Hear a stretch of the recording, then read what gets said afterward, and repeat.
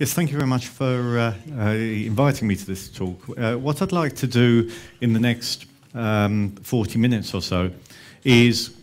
introduce a centre that has recently set up shop at University College London, also in association with the Universities of Liverpool, Leeds and Oxford, which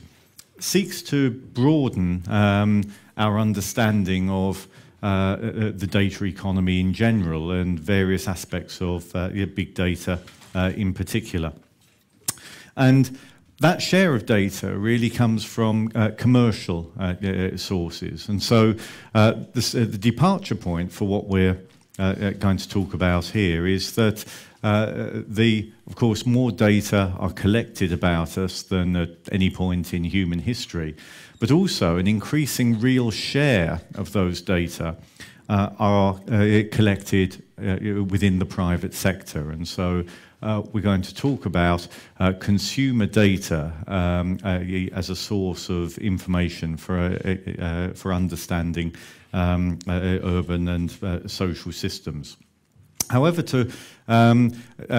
preface my remarks, I think it's important from the outset, in the context of the debate about big data, to think of this not as these not as well-found data akin to social survey research, the sorts of data sources that have characterised generations of social science investigations, but rather as a kind of byproduct, and a term that's achieving some currency in the UK at the moment is thinking of many big data sources as data exhaust, as the byproduct of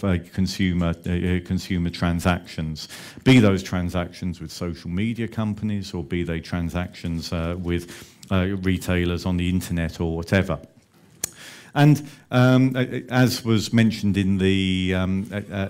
panel discussion prior to this talk, there are concerns that there's a herd instinct, for example, in everyone investigating social media data just because they're new, just because they're different, without actually thinking about the provenance of those data sources and the way that they actually can be turned into information, fermented into evidence and knowledge, higher-end data products to actually improve decision-making. And so this is to say that such data sources are not really tantamount to what we conventionally think of as data infrastructure and what I would